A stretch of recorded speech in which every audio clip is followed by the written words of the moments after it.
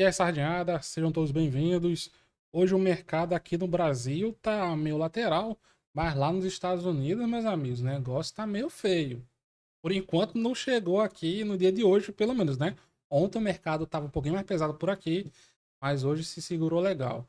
Lá nos States, S&P 500 com queda de mais de 2%, Jão caindo menos, 1%, e Nasdaq, meus amigos. Nasdaq tava aí bem esticada, né?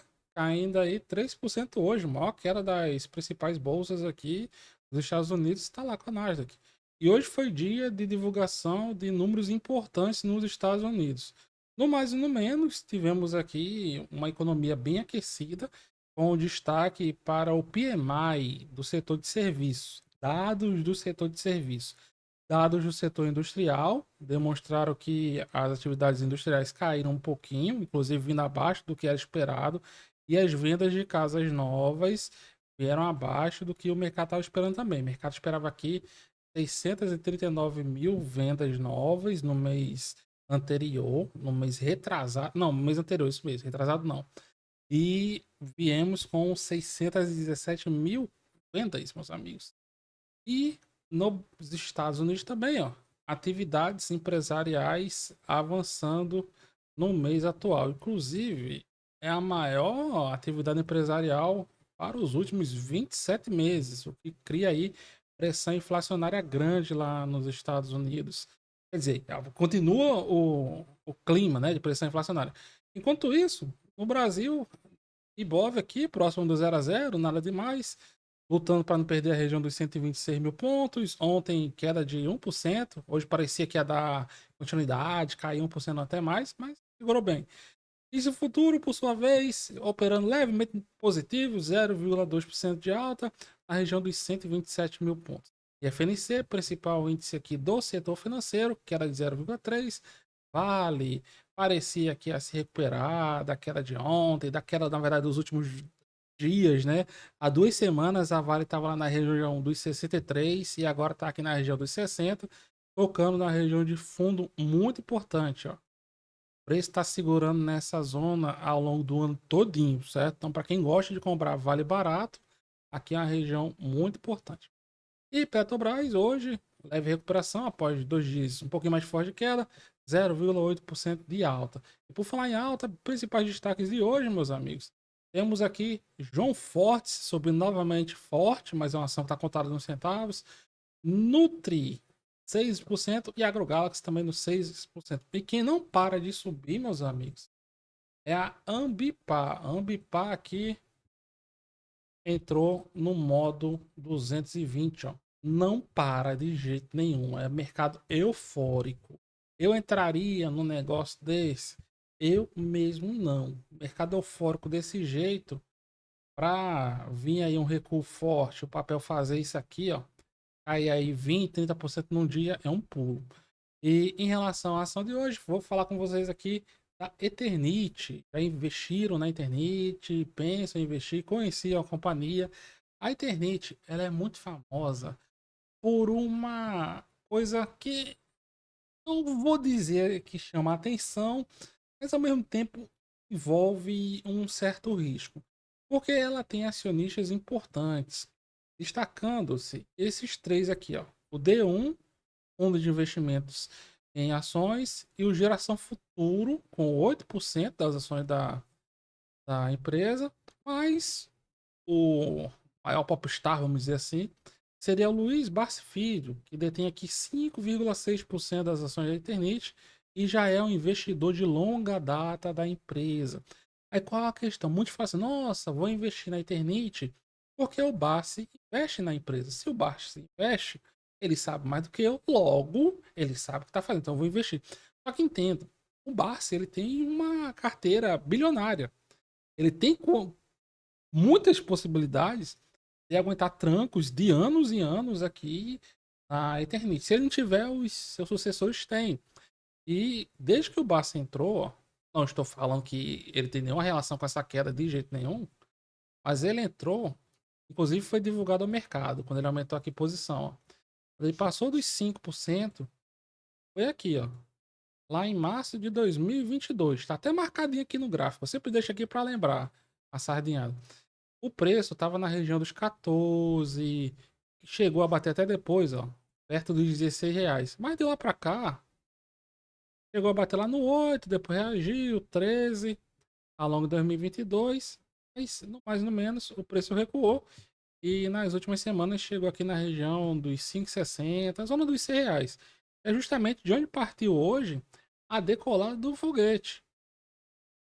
Ether 3 acordou ali nos 5,83 e bateu nos 5,20, alta de 6%. E por que eu falo decolada do foguete? Percentualmente não foi uma alta tão forte, mas na questão de volume movimentado, sim. O papel está movimentando em média nos últimos 20 dias 1.200.000 reais. E agora, só hoje, e ainda temos alguns minutos para terminar o pregão, já passou dos 7 milhões de reais.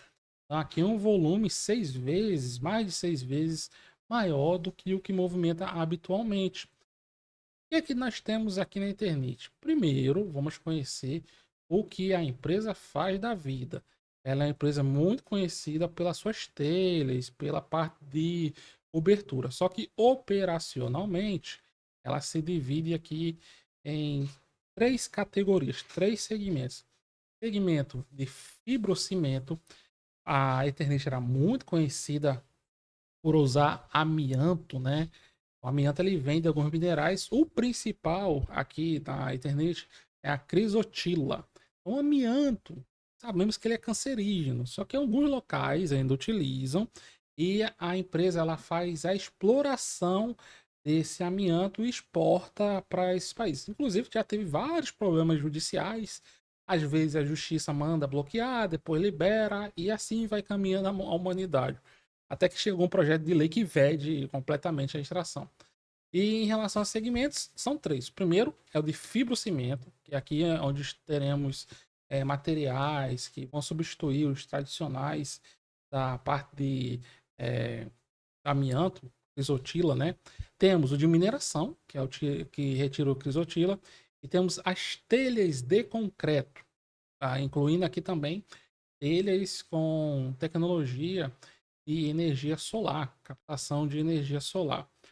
Em relação à empresa, como é que foi aí o seu último resultado? Ele veio mais forte, ele veio mais fraco? Ele veio um cadinho mais fraco. Quando pegamos aqui receita líquida no comparativo dos trimestres, tivemos 10% de queda. Na parte de lucro, aí que a queda foi forte mesmo. O lucro caiu do início de 2023 da casa dos 22 milhões para 241 mil reais. Então, as margens vieram bem comprimidas. E a margem também já não é lá essa coisa. A margem no início de 2023 da Eternit era de 7%. Ou seja, a cada R$ 100 gerado em receita, ela dava aqui de lucro R$ 7. Nesse ano foi próximo do zero, né? Em relação à receita aqui líquida de 266 milhões, ela está 241 mil de lucro, praticamente aqui próximo do zero.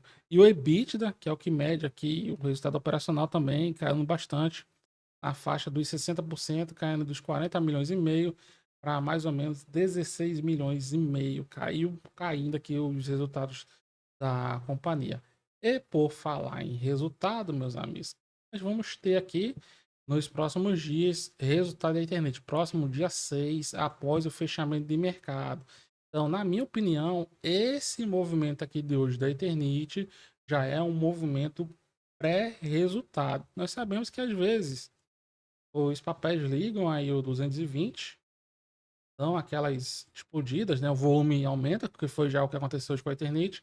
E a região de resistência mais importante está aqui na região dos 7, 7,50, que é o topo que tocou por várias vezes ao longo de fevereiro e abril, não conseguiu romper e agora veio aqui buscando a zona dos R$ 6 e por enquanto o preço está reagindo. Eternit é também conhecida como uma empresa que ela está em recuperação judicial e que ela está em recuperação judicial apenas para fins assim de comodidade mesmo. Ela está dando lucro, ela regularizou suas dívidas, está tudo pago. Só que por algum motivo ela está aí conseguindo estender essa recuperação judicial ad eterna. Então, ela é a única empresa e você não tem que ficar com medo pelo simples fato de constar assim em recuperação judicial, porque aqui é só pro forma mesmo. E de resultado ela tá dando. Inclusive, ela está distribuindo até é, juros sobre capital próprio, né? Dividendos.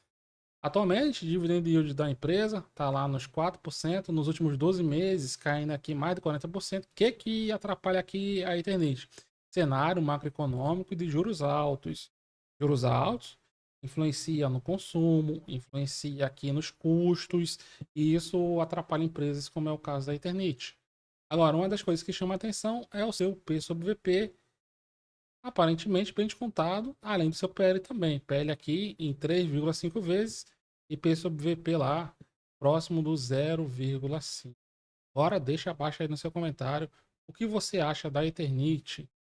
Gosta da companhia? Já investiu? Pensa em investir? Enfim, deixa abaixo aí o que é que você aguarda nas cenas dos próximos capítulos. Muito obrigado a todos, tudo de bom, até mais.